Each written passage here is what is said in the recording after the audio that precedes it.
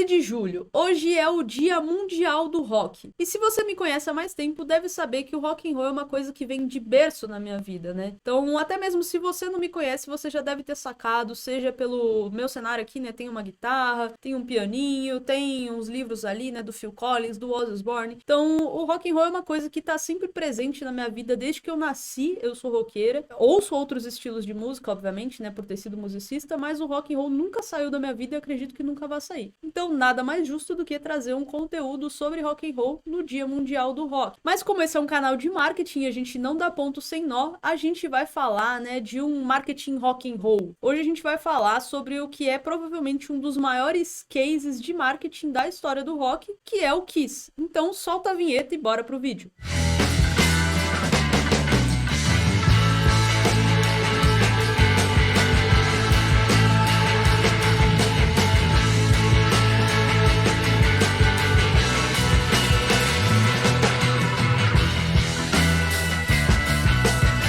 Bom, o Kiss dispensa apresentações em quesitos musicais, né? Certamente é uma das maiores bandas da história do rock and roll, dona de hits ali como Rock and Roll All Night, Forever, Love Gun, I Was Made for Loving You, entre tantos outros que a banda estourou, né, ao longo da carreira dela. E muito além da música, né, o Kiss é uma banda que pode ensinar muito pra gente no âmbito de negócios também. Quando a gente fala de negócios, o Kiss vai muito além dos mais de 100 milhões de discos, né, de cópias que eles já venderam e dos 28 discos de ouro que a banda já conquistou ao longo dos 50 anos de carreira que eles estão completando esse ano em 2023. Por mais impressionante que esses números possam parecer, eles são apenas a ponta do iceberg quando a gente fala do Kiss como um todo, né, como empresa e não somente como banda. Nesse vídeo aqui eu separei 3 lições pra gente aprender com o Kiss no âmbito de negócio. Então a gente vai falar sobre diversificação de fontes de renda, oferta, demanda, branding. E eu ainda vou deixar uma dica bônus aqui, né? Uma lição bônus, mas essa eu só vou contar no final do vídeo. Então, se você não é inscrito ainda no canal, já não esquece de deixar o seu like, se inscrever no canal, que eu sempre tô trazendo conteúdos aqui sobre marketing digital, music business, data-driven marketing e muito mais. Então, sem mais delongas, bora pro nosso vídeo então. A primeira lição que a gente pode aprender com o Kiss é sobre diversificação, ou seja, sobre você ter diferentes fontes de renda, né? De monetização dentro do seu negócio. Quando a gente fala do Kiss, desde o início, o Kiss sempre foi uma banda muito criticada e julgada, né, seja pelas suas atitudes, as pessoas, né, todo mundo ali via eles como uns vendidos, uns marqueteiros, aqueles caras que estavam mais preocupados com o espetáculo, com a pirotecnia, do que com a música em si. Pelo menos isso era o que as pessoas diziam sobre o Kiss, né, e esse foi sempre um ponto muito forte de julgamento em relação à banda, principalmente porque a gente tinha muito aquela visão, né, de que você tinha que fazer música pela música, música pelo amor, música por paixão, e você não podia querer o dinheiro, né? Você não podia querer monetizar aquilo. Claro que essa visão ainda existe, mas esse assunto é meio polêmico, que eu não vou entrar nesse mérito, até porque não é o intuito do vídeo, né? O intuito do vídeo aqui é a gente falar de negócios, então eu não vou entrar nesse mérito se isso é certo ou errado, mas isso existe até hoje. Dito isso, vamos continuar, né? Não vamos perder a nossa linha de raciocínio aqui, vamos falar da banda no aspecto de negócios. A principal cabeça empreendedora da banda, né, é o Gene Simons, baixista da banda, acho que todo mundo já pôde perceber isso. Nascido com o nome de Chaim Weitz em 1949 em Israel, o Gene Simons é um dos filhos da guerra, né? A geração dos baby boomers, como a gente costuma chamar. Ele imigrou para os Estados Unidos com 8 anos junto com a sua mãe. E ele sempre teve uma via, né, empreendedora muito forte. Ele sempre teve isso muito dentro dele, né? Daquela coisa de empreender, até por conta das origens dele, das dificuldades que ele passou no início da vida dele. Em uma entrevista que ele deu para Forbes em 2012, ele conseguiu resumir muito bem o que é o Kiss. Eu vou ler para você aqui o que ele disse sobre o Kiss. Ele disse o seguinte: as pessoas precisam entender que o que fazemos não é música, mas música e negócios. E aqui vale fazer um adendo, né? Como eu já mencionei, o Kiss ele sempre foi uma banda que foi muito criticada pela indústria musical, né? Pelos críticos musicais, por supostamente não dar a devida atenção à parte musical, né? Aquilo que realmente importa para uma banda. banda. E aí o Paul Stanley, né, o guitarrista da banda, ele até brinca com isso dentro da biografia dele. E ele fala o seguinte, ele fala que lá em meados dos anos 70, a banda ensaiava 25 horas por dia, obviamente aqui, né, de forma figurada, dizendo que eles ensaiavam muito, que eles eram preocupados com isso. E aí ele ainda complementa com a seguinte frase que eu vou ler aqui pra você. Se havia lições a serem aprendidas com os erros das outras bandas, tentávamos aprendê-las. Acho que é importante que as pessoas saibam que o que faz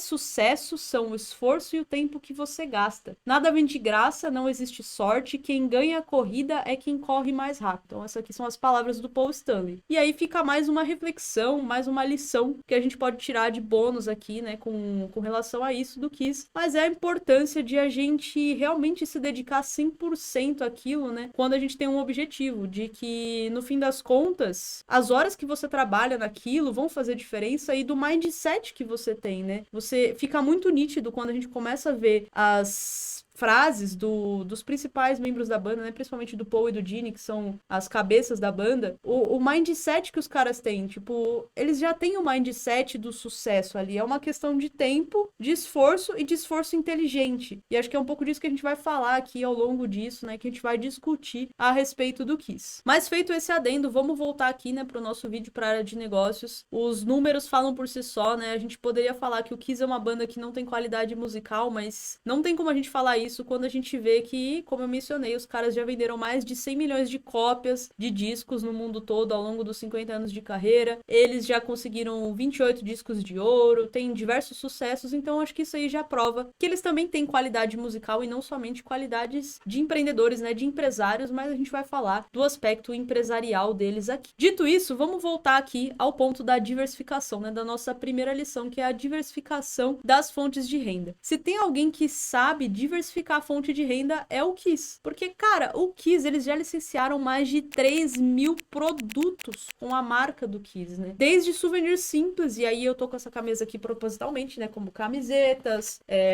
CDs, DVDs, no caso, livros, enfim, desde souvenirs comuns até os souvenirs mais exóticos e bizarros que você pode imaginar. Então, eu vou ir colocando umas imagens aqui, mas o Kiss tem Hello Kitty, o Kiss tem placa de carro, jogos, enfim, né? HQs, quadrinhos, até as coisas mais bizarras que você pode imaginar, como preservativos, como palhetas de vento. Acho que essa foi a mais bizarra que eu já vi, porque eles vendiam simplesmente um saquinho de palhetas, só que não tinha nenhuma palheta, era uma palheta de vento pra você tocar air guitar. Eles conseguiram vender isso. Então, realmente, os caras são fora da caixa. Além disso, eles têm até caixões. Exatamente, você não ouviu errado. Você pode comprar um caixão do Kiss. Então, realmente, eles, assim, eles extrapolam. São mais de 3.000 produtos que eles já licenciaram com a marca do Kiss. E aí, pra contextualizar um pouco mais isso, eu até peguei uma fala do Gene Simons. De novo, eu vou mencionar bastante o Gene Simons aqui, porque ele é a principal cabeça empreendedora da banda, né? E acho que é legal a gente trazer as frases dele pra não ficar aqui, né? Pra eu não ficar vomitando regra pra você, né? Pra não... Então, vamos contextualizar aqui com palavras que são realmente dos caras da banda. Ele diz o seguinte: quando a banda tava começando, nós percebemos que camisas e itens não musicais geravam uma quantidade substancial de dinheiro. O Kiss rapidamente se tornou um monstro de muitas cabeças, uma banda de rock e uma marca de rock and roll, a única que perdurou por eras e décadas de novidades e modas. Hoje, naquela época, né, 2008, nós temos 3.000 produtos licenciados que vão de preservativos a caixões. E aí ele até brinca, né, que ele fala assim, nós o temos, ou seja, nós temos o fã indo e vindo, fazendo uma alusão ali, né, porque eles pegam o cliente,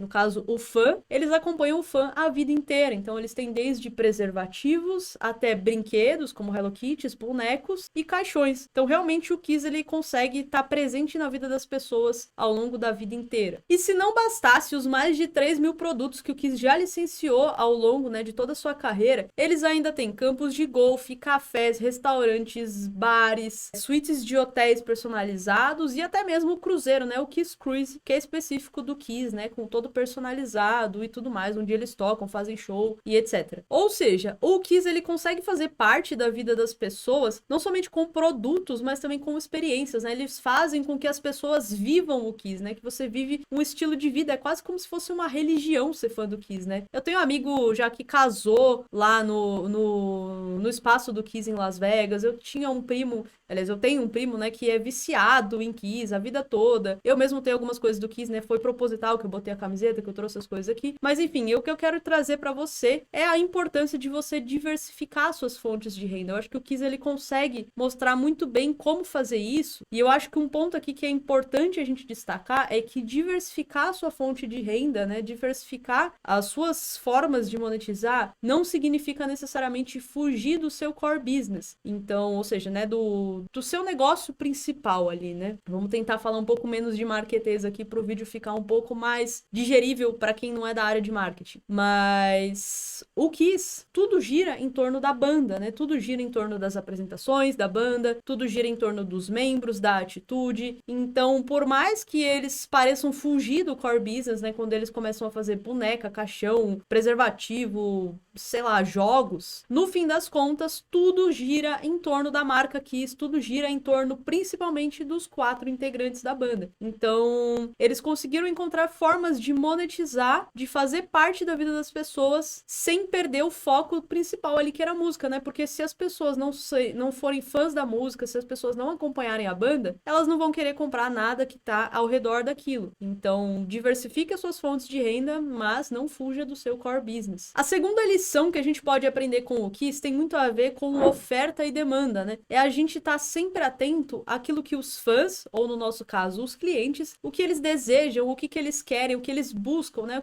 O que faz sentido para eles. E não necessariamente o que o mercado tá fazendo ou dizendo que tem que ser feito naquele momento. A gente precisa estar de olho nas demandas, em tudo que tá acontecendo, pra gente conseguir agir antes da nossa concorrência, né? O Kiss, ele sai na frente quando ele começa a fazer um monte de merchandising e entender que as pessoas querem comprar outras coisas que não são necessariamente o disco, um pôster, um chaveiro, uma camiseta. Então, é você estar atento à demanda do mercado. E, de novo, vou trazer mais uma citação do Gene Simons pra gente exemplificar isso, onde ele diz o seguinte: desde o início, o Kiss era uma banda diferente. Víamos os nossos fãs querendo mais do que apenas discos e shows, então dávamos isso a eles. Oferta e procura não é uma forma egoísta de se aproveitar das pessoas. É descobrir o que as pessoas querem e oferecer isso sem o aval de ninguém sobre ser elegante ou ter credibilidade. Essas pessoas gostavam da gente? Essas pessoas realmente queriam comprar coisas com os nossos rostos neles? Eu posso ganhar o meu sustento assim? Então ótimo, se eu posso, eu vou vender. Então é muito do que eu tava falando, né? É você tá de olho no que as pessoas estão querendo, no que as pessoas desejam e sair na frente da sua concorrência e fazer aquilo, mesmo que você seja julgado por aquilo, porque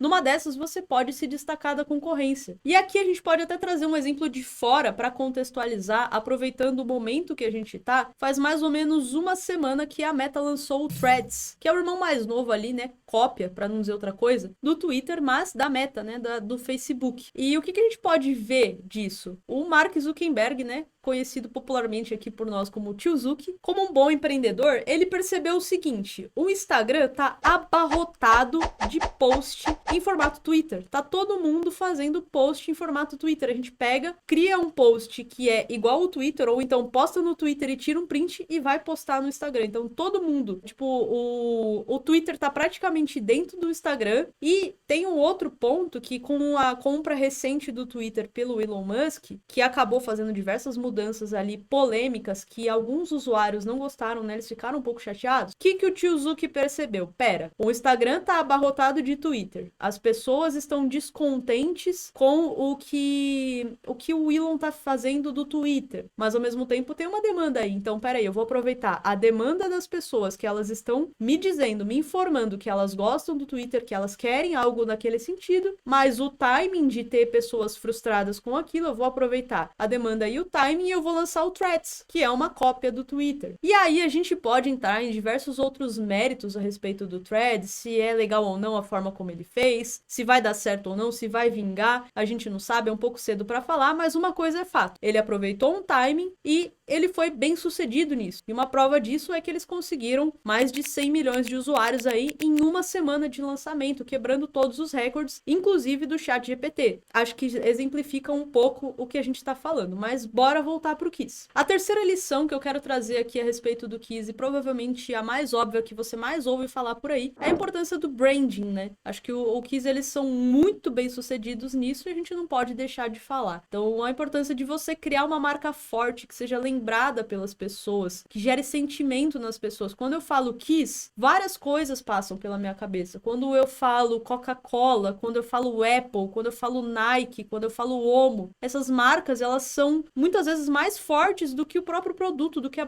própria empresa, né? O que realmente tem valor ali é a marca. E o Kiss, eles conseguiram fazer isso muito bem. O Kiss, ele lançou a ideia, né, de que uma banda, ele podia ser uma marca. Até então não era normal você ter uma banda que fosse uma marca. Até mesmo se você for ver, assim, na história do rock, poucas bandas têm marcas tão fortes a ponto de venderem tantos souvenirs quanto o Kiss consegue vender, né? E isso é muito do trabalho de branding que eles fizeram. Eles criaram uma marca que é muito forte, que é muito coerente. Esse é um ponto que eles sempre tiveram atenção desde o início, né? Tudo no Kiss é muito bem amarrado. A logomarca, as maquiagens, o figurino, a atitude deles no palco, o comportamento deles, a forma como eles vivem. Eles realmente vivem a marca e isso faz diferença pro branding deles. Inclusive, um grande feito pro Kiss na época, né, foi conseguir registrar os rostos deles como marca registrada, como logomarcas. Até então, né, o Gene até comenta que nesse livro aqui, no Eu S.A., né, que é o livro dele de marketing, de negócios, sobre a dificuldade que foi isso, porque você não conseguia registrar, né? Um rosto, ele é simplesmente um rosto, mas a partir do momento que os rostos do Kiss, eles são um design, eles têm aquela maquiagem específica e aquilo faz parte do design e vice-versa, eles passam a ser algo que é registrável. E isso foi uma ideia, inclusive, do empresário deles, né, do Bill, de registrar o visual deles, e segundo o Gene, foi uma das coisas mais importantes que eles fizeram até hoje, né? E aí eu vou trazer mais uma citação que ele fala aqui nesse livro aqui, recomendo que você leia se você gosta de negócios, é o Eu S.A., criando, construa um exército de um homem só e liberte seu Deus interior, do rock e vença na vida e nos negócios. Então, recomendo uma leitura boa, rápida de ler, tranquila. E ele fala o seguinte: os rostos do Kiss são mais do que rostos. Eles são símbolos que se espalham por 4 décadas na época do livro, né? Hoje já vão ser 5, e provavelmente sobreviverão após a nossa morte. Essa foi a decisão mais importante que a gente já tomou, porque nós incorporamos um design aos nossos rostos viraram parte do design e dessa forma passíveis de serem protegidos pelas leis de registros. E esses símbolos têm perdurado. Então, era muito normal você registrar uma faixa, né? Você registrar direitos autorais sobre uma música, mas não era normal você registrar direitos autorais sobre o visual de uma banda. E eles fizeram isso, né? Eles foram pioneiros, vão ser para sempre pioneiros. E eu acho difícil que surja outra banda com um potencial de marca tão forte quanto o Kiss. Mas com certeza, né? Tudo é possível.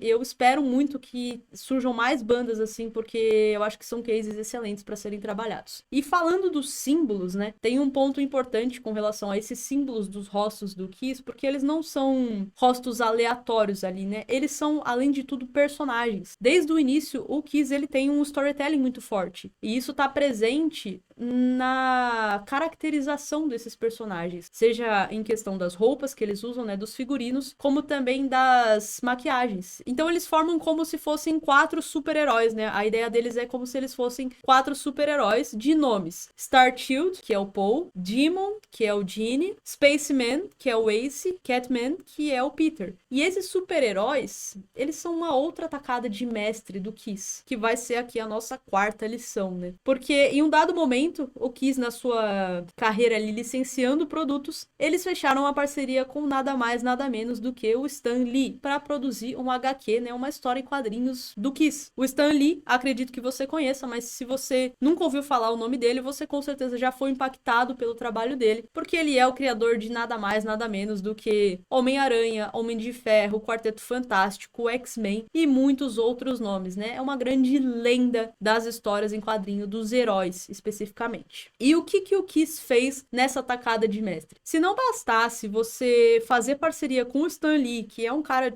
super de peso dentro dessa área, eles foram além. Eles resolveram doar sangue para produzir a tinta vermelha que iria imprimir as histórias em quadrinhos do Kiss. Então foi um lote muito reduzido, obviamente, e com certeza a proporção de sangue ali era muito pequena na tinta, né? Imagino eu, não sei, não tenho detalhes sobre isso, mas o fato é que eles foram muito além e resolveram colocar literalmente eles dentro da revista. E o que aconteceu? O que aconteceu é que os fãs foram à loucura, né? Os fãs ficaram malucos para comprar aquele HQ, aquele quadrinho, porque era como se você estivesse comprando um pedaço dos caras, né? Eu tô comprando o sangue do Gene Simons, eu tô comprando o sangue do Paul Stanley. Isso fez com que os fãs pagassem R$1,50, né? Que eles conseguissem vender as histórias em quadrinhos do Kiss por R$1,50 em dólares, quando a maioria dos quadrinhos da época ali, o valor médio girava em 25 centavos de dólar. Ou seja, com uma atacada ali de mestre, né? Ousada, eu diria, muito ousada, eles conseguiram fazer com que os fãs pagassem 5 vezes mais por um pedaço de papel, só porque tinha algumas gotinhas de sangue deles dentro da revista. E qual que é o aprendizado que a gente tira dessa ação? O aprendizado que a gente tira disso é que, na verdade, não existe produto caro. Existe produto que o seu cliente não valoriza. Então, quando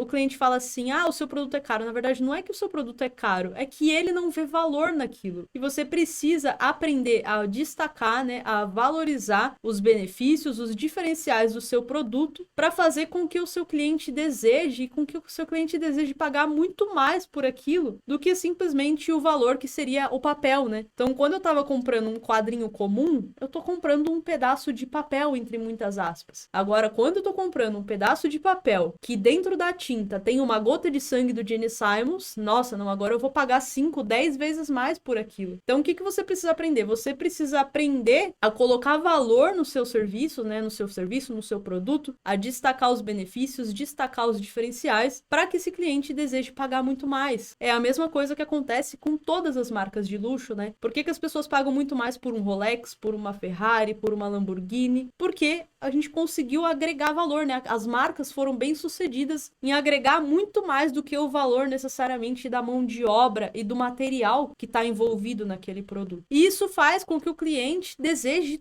pagar 2, 3, 4, 5, 10 vezes mais pelos produtos. Então essa é uma lição muito valiosa que a gente pode aprender com eles. Lógico que, vamos lá, né? Vamos dar um adendo aqui. Eu não tô falando que você precisa pegar e botar o seu sangue no teu produto para que aquilo seja valorizado, né?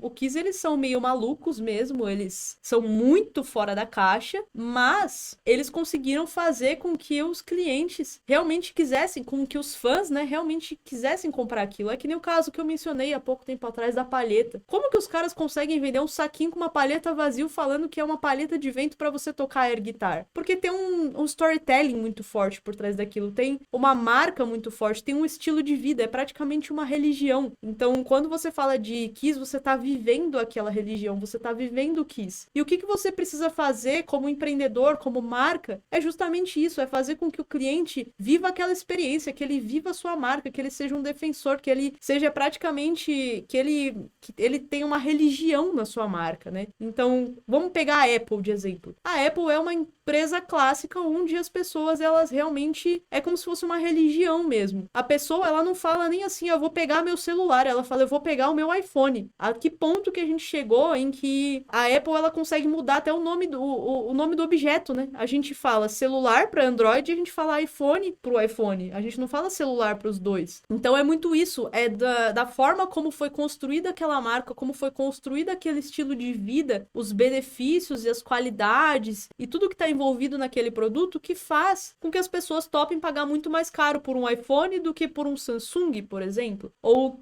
se bem que tem Samsungs tão caros quanto iPhones, né? Mas o que faz eu pagar 30 mil reais num MacBook e faz eu achar caro um notebook de 3 mil reais? Tem muito a ver com isso, tem muito a ver com marca, tem muito a ver com saber destacar os seus diferenciais, as suas qualidades, tudo que o seu produto oferece. Então, aprenda com esses cases, né? Óbvio que nem tudo precisa ser caro, que nem todos os produtos precisam ser caros. Você pode ter várias estratégias diferentes, né? E essa é uma delas, mas se você optar por essa estratégia, você precisa conseguir agregar valor valor ao seu produto para que o seu cliente deseje pagar mais caro por aquilo e que ele tope, né? Simplesmente pagar 2, 3, 4, 5 vezes mais por aquilo. Bom, essas foram as 4 lições que eu separei que a gente pode aprender com o Kiss aqui nesse dia do rock. É claro que se a gente for descer mais a fundo, né? Se a gente dissecar tudo que os caras fizeram, tem vários outros ensinamentos que a gente pode aprender, mas aqui já tem bastante conteúdo, né? Bastante coisa pra gente refletir, pra gente aplicar principalmente. Então, espero que você tenha curtido esse conteúdo. Se você curtiu esse conteúdo, não se esquece de se inscrever aqui no canal, ativar as notificações, deixar o seu like e compartilhar com um amigo que vai curtir esse conteúdo também. E se você não me segue nas redes sociais ainda, já me acompanha por lá também. Meu arroba é dani.tm no Instagram quanto no TikTok. Todo dia eu tô gerando conteúdo por lá, eu respondo todo mundo no direct também, pelo menos tento responder todo mundo, por enquanto. E todo dia tem conteúdo sobre marketing digital, music business, marketing data-driven, lá nas minhas redes sociais. Então por hoje era isso, bora curtir o dia do rock aí, ouvindo um bom rock and roll, e a gente se vê no nosso próximo vídeo.